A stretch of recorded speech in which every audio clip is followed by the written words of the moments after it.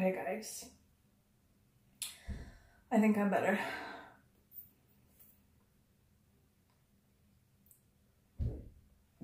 I'm lying on my bathroom floor because it's just the warmest and cheeriest room in the house. And I've got a beach towel out from the happy drawer to cheer me up. And I've made this Bloody Mary from little bottles of vodka that I smuggled off the plane. And now I'm feeling better. I'm feeling better. Like before, earlier today, like the jet lag and just January in general was really hitting me hard. The mental health situation was not ideal. But I think I've managed to bring myself back a bit. Okay. I thought also, due to being jet lagged shit, I should do this jet lag tag, which is really awesome. Because I just sort of like did a search for it. Just on the off chance that maybe there was one. And it's awesome. Like I originally found it on Steve Donahue's thing. Whose channel I like. I watch him quite a lot. But he said it's not his originally. And he linked one down that is the original, but it doesn't open for me, so I think it's broken. But everyone that I found that did the tag looked really miserable when they were doing it.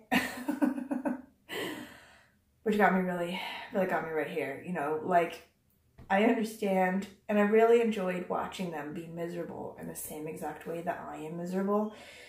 It really aligned with my situation and made me feel better in a weird way. So I've decided to do the jet lag book tag, just to sort of add my misery to theirs as like a record of all of our misery together. Okay, so I'm pretty tired. I'm jet lagged as shit. So this tag probably isn't going to make a whole lot of sense. But the person who made it fully understood the jet lag situation. That's why there's only 5 questions. And they're all just like, a book that's this, a book that's this. So hopefully it should be a pretty quick video. If not, I'm going to fall asleep. There's only so long I can stay on this floor. In the warm. With my Bloody Mary. Before I just conk out. I reckon. Okay. First one. A book that made you tired. Woo, girl. Okay, so if we talk about just a book that made me tired as I was reading it, I think I'm going to go with 100 Years of Solitude on this one by Gabriel Garcia Marquez. Like, I know that it's a classic, and it's brilliant, and it's an amazing allegory about Colombia, and blah, blah, blah. But everyone had the same damn name. It was confusing as hell, and it felt like 100 years. Let me tell you, 100 Years of Solitude was like 100 years of snooze fest. I understand that everyone has the same name for a reason. It's like supposed to show that everyone in Colombia is like stuck in this like cycle of destiny. That everything happens over and over again, you know, and there's no escaping it. But I basically felt like there was no escaping that book. I'm surprised I finished it. But if we're going on like a different angle to sort of say how, you know, books make you sometimes feel just tired of life, like tired of the situation, tired, just like you want to go to bed and wake up when everything is different. There's a couple books that I read recently like that, like mainly sort of political-ish ones. Like, I read What Happened by Hillary Clinton, you know, Fear by Bob Woodward, also a couple other ones, like I guess Fascism by Madeleine Albright. You just sort of read it and you're going through it and it just makes you feel tired about life, you know, like how did we get here, and can I just get off this train here, you know, like that. Anyway, number 2, a book that made you confused. Okay, can we please talk about A Room Away from the Wolves by Nova Rensuma? Dear God, was this book supposed to be so completely confusing and not make any sense at all? Has anyone read this book? So I read it, I think one of the first ones that I read last year, so for 2019. And immediately, I had no idea what was going on. So this girl, she's like at a party or something in the woods. And then something happens. And she leaves home, like she's kicked out of her house or whatever. And she goes to live in this house with all these other girls because her mother used to live there or something, like when she was a teenager. And there's like this den mother woman that lives there with all these like teens. And there's all these people that have lived there for a really long time and sort of want to leave but don't know how. And there's this one girl who seems to be really interested in like the narrator girl that moves there. Like basically you find out that I'm pretty sure this house is actually like limbo. Like they're all dead and they're all just in limbo, but they're at this house. And so the girl must have died as part of this like party in the woods. But there's something to do with like a ring. And the ring was stolen off the girl because it's the only way to escape the house. So if they're all dead, how do they escape the house and then just go on living? It's not like they go into the bright light and now they're in like the afterlife or whatever. The kid, like actually, like the girl that steals the ring and escapes from the house, she just goes on living. And apparently the mother also went on living. So the mother was in a limbo place, but now she's alive and she went to have a kid. Also, there was something about meeting the dad. It's like, what had anything to do about meeting the dad if that didn't lead to anything?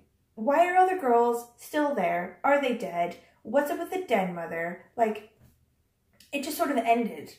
Like, everything was confusing, and then suddenly the book was over. Like, did anyone read this book? Like, I have severe questions. So, I wrote a review on Goodreads when I read it, and I put all my questions down, so I'm gonna, like, put that up here, or, like, whatever, somewhere. Can you please, like, pause this video, read all of my specific questions, and then if you've read it, tell me what the answers are, because I'm dying. I'm like stuck in a glass case of emotion regarding this confusing book. Oh! Okay, also another one that's super confusing. But I think it's just because I'm thick, not because it's actually confusing. Sorry. Is the Mabinogion.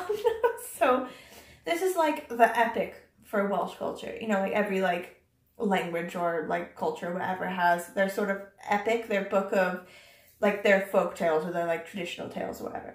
Sorry, oh, I'm really congested. Like, I went home. Okay, I went home to America over Christmas, and I took my little like nose decongester thing that you sort of spray up there. The one I got at Boots here in the UK, and like it's nice. You know, it just like clears things up over time. You know, it's like a nice hint of peppermint. And then it sort of like does a bit of something for you over time. But I ran out while I was there in America. And I bought the American version. And like all American pharmaceuticals are like basically illegal in the EU for like the power or whatever that they have. I just like sprayed it into my nose and it like blew the whole top of my head off. And then suddenly I wasn't congested anymore. It was just like, bah! It just fixed it. So I gotta do that after this. Just really sort myself out. But anyway, what was I saying? I'm basically delirious. Oh yes, so Mabinogion, like it's sort of a collection of all these like old sort of traditional tales in Welsh culture. It includes like quite a lot of the original King Arthur tales, you know. So England's always like, oh, King Arthur is the greatest English king or whatever. He's not English, he's Welsh, and he has like his origins in quite a lot of these Mabinogion stories. But like, because they're such old stories, they're so confusing. Like, not to mention like so-and-so, who begat so-and-so, who begat so-and-so, like the Bible. But also it'll just be like a lot of like people, random people who aren't explained, like walking on and off stage. Like just, there's some action going on and then someone walks on and then leaves without any sort of explanation about him at all. Or like really big things will be happening, but no one's really talking about it. No one's really acknowledging that it's happening. It'd be like, you know, like you and me having a conversation and then there's like an explosion next door, but we're just still talking about shoes, like, even though that's gone on. Question number 3. A book that opened your eyes to a whole new world. Right. I feel like I need to start with the first book that I said changed my life and opened my eyes, even though I don't remember why it was that it did that. This book is Mother Tongue by Bill Bryson. It's about basically how English words came to be that way, like how we came to say certain things we say, and like the history of like words and language for English and stuff. And it was really interesting. And I remember in my early 20s when I read it, I like blew my damn mind off. And we went around forever after that just telling people it changed my life. But like I cannot for my ever-loving mind remember why. I feel like I need to mention it because it obviously, you know, like opened my eyes to a huge new thing. But I forgot. But anyway, the recent one, like the newest one in my life that's done that more recently, Marie Kondo's The Magic, like the life-changing magic of tidying up or something. This has blown my damn mind. It has changed my whole life and opened my eyes to a whole new, complete, amazing world. My whole life is just like, my whole mantra about everything is just different now. I'm all for experiences and not things. Whenever anyone's like, what do you want for Christmas? What do you want for your birthday? Blah, blah, blah. I'm like, please, can you like take me somewhere? Can you like rent me your villa for the weekend? Can you like make me a cake? You know, like I want to feel and experience things, but I don't want any more shit in my house. Do you know what I mean? Like other than books, like calm down. Everyone has needs. Well, basically, after that book made me get rid of a shit ton of stuff in my house, I felt lighter. I just felt like, why was I carrying around all of this materialist bullshit in my life? My house is freer. It's more open. It's more light. I have way less shit I gotta deal with, you know, and it's changing my spending as well. Like, I'll be like, oh, I need some lip gloss. I'm like, this isn't really what I'm looking for, but I'll just get this one now. And then if I find the other one, no! If I don't fucking need that specific thing, I don't need that thing. I'm just gonna end up getting rid of it. Do you know what I mean? I no longer buy little bits of junk I'm not committed to. Like, if it's going to end up going to the charity shop, okay, like all that other stuff I had to Marie Kondo, then I shouldn't even bring it into my house. I've saved so much money, so much, like, life stress. It's opened my mind, like, all the way up. And now, because I've, like, saved so much money not buying crap, I was able to book an emergency February holiday to Lanzarote, which was very important for my mental health before going back to work. like Sunday night before falling asleep on the sofa at 7 p.m. I was like on the internet like, book it, Lanzarote. Just so that I could like bring myself to go to work the next day. So that's happening. Thanks to all the money I saved not buying some bullshit.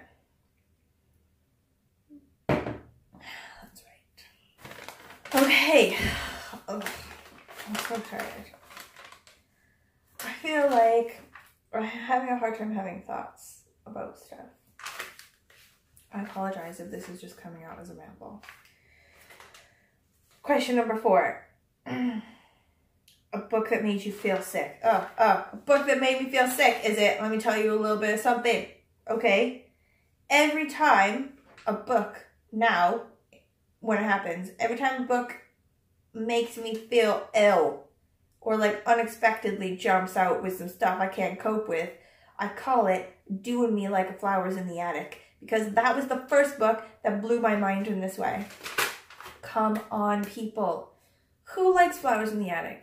Okay, like probably loads of you watching this, you're thinking, I love that book.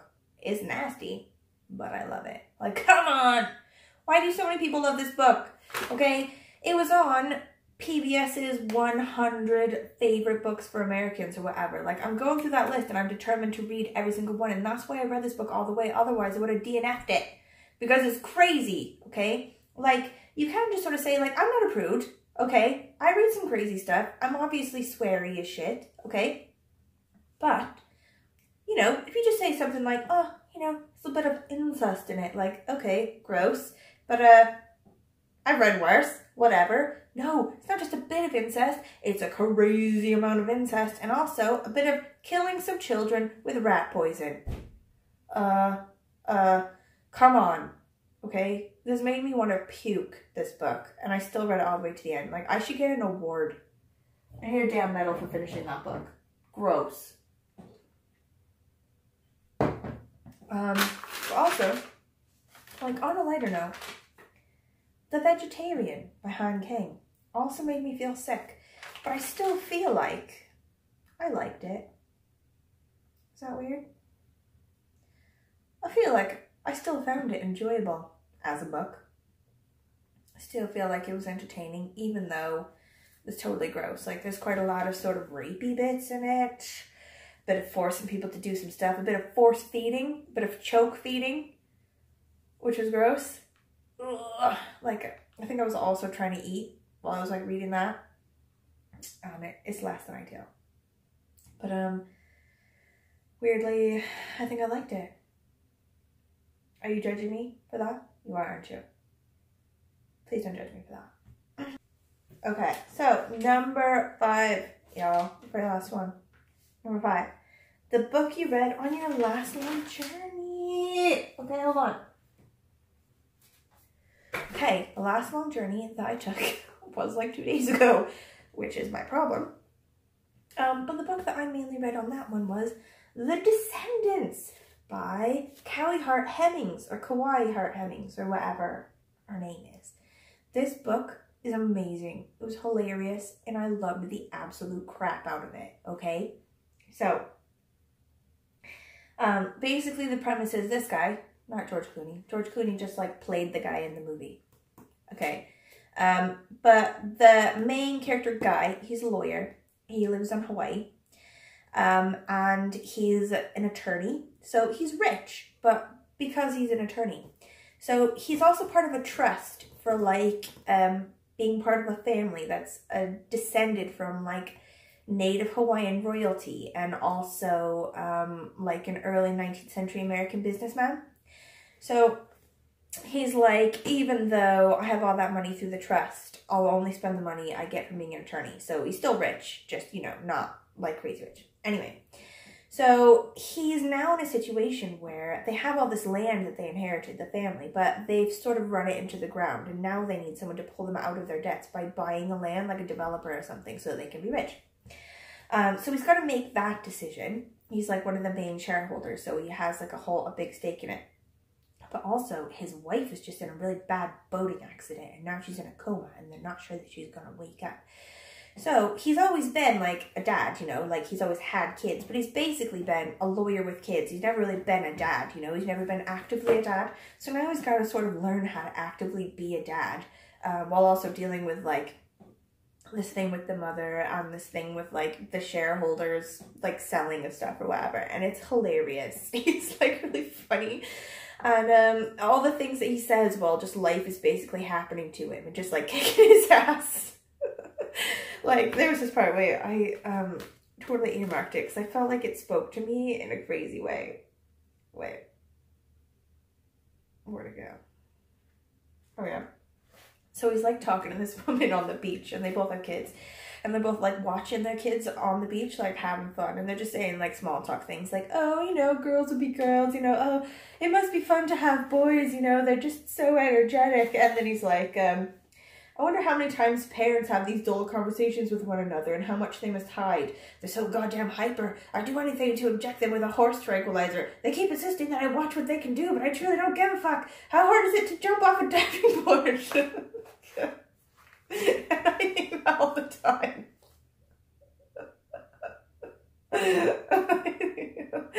Oh my god. Like, I love my kid, obviously, and she's hilarious. Like, I love hanging out with her and everything, but I feel like my mother persona is, like, my tertiary persona. Like, probably, like, my first, like, main persona is probably, like, the part of me that, like, reads books and, like, maybe hangs out with people and drinks and, like, talks about stuff. Probably the, like, secondary persona of me is gonna be, like, going to work, you know, like, doing work stuff in the office with, like, other people in the office. I would say my tertiary, after all those ones, is like my persona that I'm actually a mother. So I feel like whenever that persona has to come to the front and pretend like it's the main one, I feel really uncomfortable. Like I'm like pretending to be a mom and I'm just like posing as a mom. Like say when I'm talking to all the other moms at like the school gate, I feel like I'm just like pretending, and at any moment they're gonna realize that I'm not like a real mom and that I'm pretending to be one this whole time. But yeah, like I'll be like trying to say things that are like really mom-like, you know, like, oh yep, she's gotta eat her vegetables, but really I'm like, spaghetti hoops again. Yes, like anyway, that really just like resonated with me. I thought that was funny as shit. I really enjoyed that. But also on that plane ride, I always read one with my kid as well, because obviously she's just as bored as me on a plane and likes to read books. So she and I have been knocking off the Hilda books. And I'm pretty depressed because I'm pretty sure this was the last one out at the minute and we've just annihilated it. But we love them, and we love the show as well. There's like a Netflix show based on these now. But this is like a graphic novel. And all of the Hilda books are like this, and they're so good. But this particular one, I think, was actually the best one, other than the very first one. So it's called Hilda and the Mountain King. So Hilda lives in like a sort of like imaginary Scandinavian-esque town, where there's like magical creatures and stuff that's based on sort of old Scandinavian things, you know, like trolls and giants and like Nisa things that sort of live in the spaces in the houses, like house trolls or whatever, house spirits. And they're just normal, like everyone knows that they're there.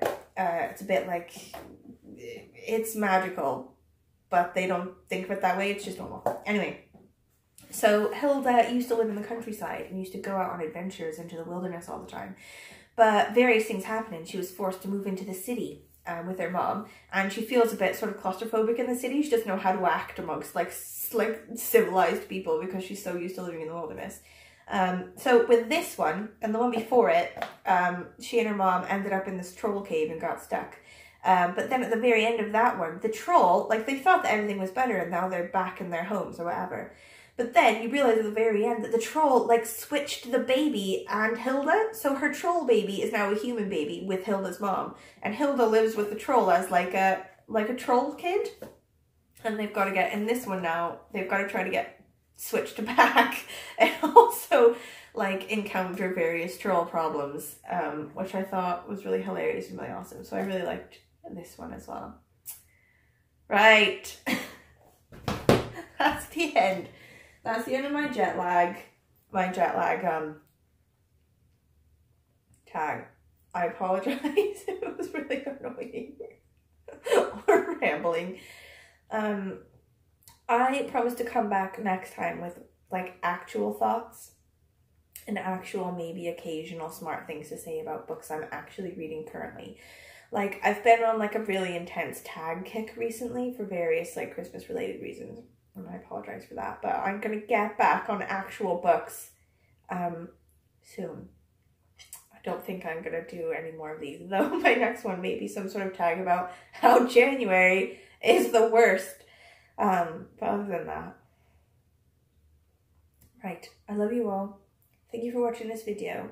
If you have anything to say about any of it, please let me know. Like, if you hate being jet lagged, when the last time was that you were jet lagged, what you read on planes, if you liked any of these books or hated any of these books or whatever. Or if you have like a recipe for a Bloody Mary that's gonna knock me away. Because the one that I'm drinking currently is pretty good, but I feel like it could be 1,000 times better. Like, why is it that every Bloody Mary I ever have on a plane tastes 1,000,000 times better than ones that I have from my own fridge?